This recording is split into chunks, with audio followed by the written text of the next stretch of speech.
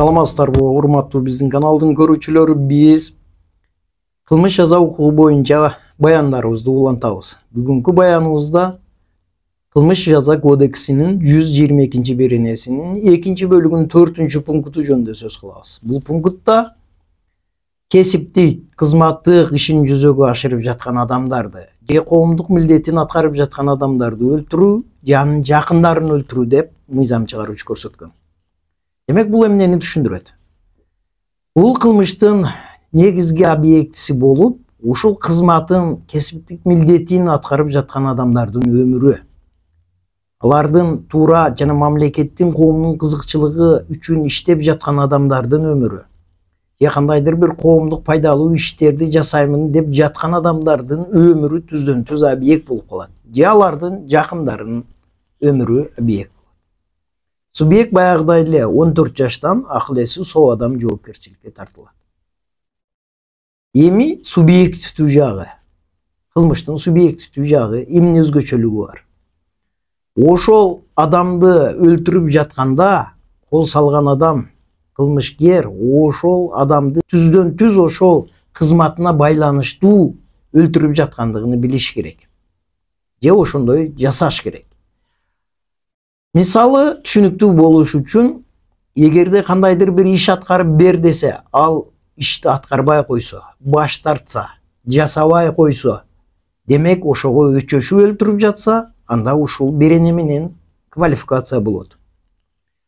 Мисалы, сотту бошот десе, сот бошотпой жатса, кылмыш ишин кыскарт десе, прокурор кылмыш ишин кыскартпай жатса, мисалы, тергөөчү ошондой кылып жатса, же полиция кызматкери ишти жаап жашырып кой десе, аны жаап жашырбай каттоого алып койсо, демек мындай жагдайларда ал ушуга өчөшүп жасаса, анда ушул берене менен квалификация.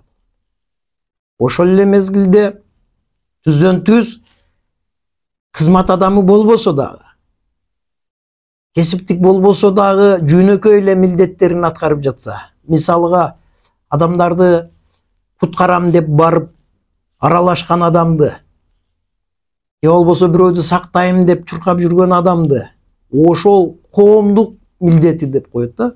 Демек ошондой жагдайларда ал адамды өлтүрүп койсо, мисалы ажырашууда, же болбосо бирөөлөрдү сактайм деп, өмүрүн сактайм деп барган мезгилде, ушундай учурларда ал адамды өлтүрүп койсо, ушул берене менен жоопкерчиликке тартылат.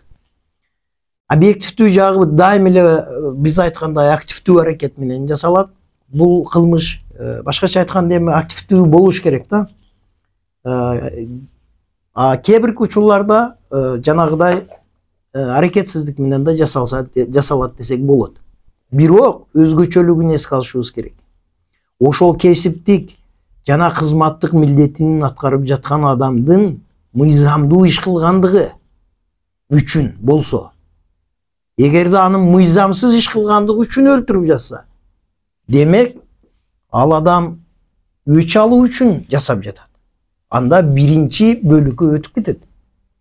Ошол үчүн тергөө мезгилинде, мисалы, сотту актап бер деп жатса, сот актабай койсо, аны өлтүрүп салса, анда бул ушул берене менен кызматтык милдетин аткарып жаткандыгына байланыштуу өлтүрүлдүү болуп калат. А эгерде ошол эле биз айтып аткан кызматкерлер кимиси болбосун, мыйзамсыз иш кылганы үчүн өлтүрүп жатса, бул өч алуу болуп калат. Өч алуу болуп калат. Демек бул учурда башкача квалификация болот. Демек тергөөдө кайсы гана териштирүүдө болбосун, ошол кесиптик милдетин, кызматтык милдетин аткарып жаткан адам мыйзамдуу иш аткаргандыгы үчүн өлтүргөндүгү болуп эсептелинет. Өзгөчө белгилөөчү нерсе ушул да. Ошонун мыйзамдуу иш аткаргандыгы үчүн. Мисалы, кылмышты жаап жашырбагандыгы үчүн, же болбосо күнөөлүү адамды жоопкерчиликтен бошотпой соттоп жатса, ал мыйзамдуу иш кылып жатат. Бирок ошону жасагандыгы үчүн өлтүрсө, ушул статья менен жоопкерчиликке тартылат. Мурдагы кодекстерден өзгөчөлүгү бар. Мурдагы кодекстерден айрыкча тергөөчүлөр, же болбосо бүгүнкү күндө ушул мыйзамдар менен алектенгендер адашпашыбыз керек. Мурдагы эски кодексибизде коомдук жана мамлекеттик ишмердин өмүрүнө кол салуу деген бири-бирине болчу. Сотторгунун өмүрүнө кол салуу деген өзүнчө бири-бирине болчу. Укук коргоо органдардын өмүрүнө кол салуу деген өзүнчө бири-бирине болчу. Ал убакта ошол субъектилерди жана өлгөн адамдарды статусуна, макамына жараша башка беренелерге бөлүп карагачу. 21-жылкы кабыл алынган кодексте бул беренелер жоюлду. Ошондуктан азыр кайсы гана адам болбосун, кайсы мамлекеттик кызматкер болбосун, ким болбосун, ал кызмат кылгандыгы үчүн, кызматтык милдетин аткарып жаткандыгы үчүн өлтүрүлгөн болсо, ушул эле 122 берененин 2-бөлүгүнүн 4-пункту менен квалификация болот. Мурдагы, азыр мен айткандай, мурдагы кодекстерде ошол алардын өлгөн адамдын статусуна байланыштуу статьяларды бөлүп койчу. Азыр мындайлар жок. Дагы бир өзгөчө белгилөөчү нерсе квалификация кылганда бул жакындар. Ошондуктан юристтер бул жерге өтө көңүл бурушубуз керек. Жакын туугандары деп жазган жок мыйзам. Мыйзам жакындары деп атат. Эгерде ошол кызматын аткарып жаткан адамдын жакындарын тиги аткарып аткан кызматына байланыштуу өлтүрүп жатса, анда ушул беренеге кирет. Биринчи айтып аткан бөлүгүбүздө биз кызматкердин өзү жөнүндө сөз болсо, бул учурда ошол кызматкердин жакынын өлтүрүп жатат. Ошол аткарган кызматына байланыштуу.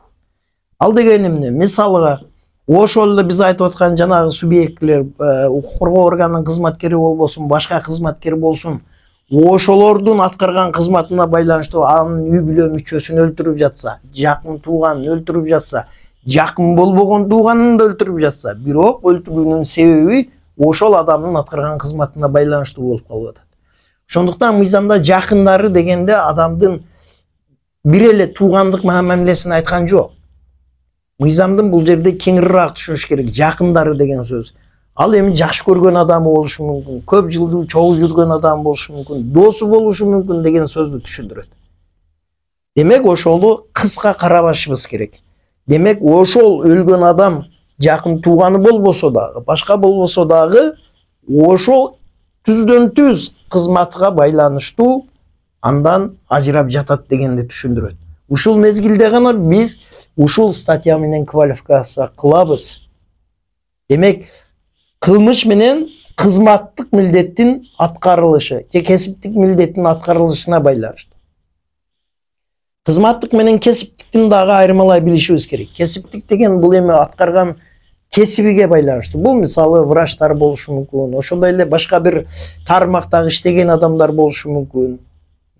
Ушуга байланыштуу кесиптик деген мисалы бир нерсени изилдеген адамдар болушу мүмкүн. Бул жерге журналистти киргизсек болот. Кесиптик деген сөз. Мисалга, кээ бирки журналисттер бүгүнкү күндө кандайдыр бир кылмыштарды изилдеп чыгып жатканына байланыштуу өлтүрсө, ушул пункт менен квалификация болот. Бул деген кесиптик деген сөз. Журналисттерди түздөн-түз ушуга мисал кылсак болот да. Кызматтыкта мисалы жана биз айткандай прокурор, соттор, укук коргоо кызматкерлери ушул сыяктуу адамдар байланыштуу. Ушул эле жалгыз деп айтууга болбойт. Мен муну мисал катары гана сиздерге келтирип жатам. Демек, ушуга байланыштуу адамдардын өмүрүн кыюу ушул статья менен квалификация болот. Бул эң негизгиси.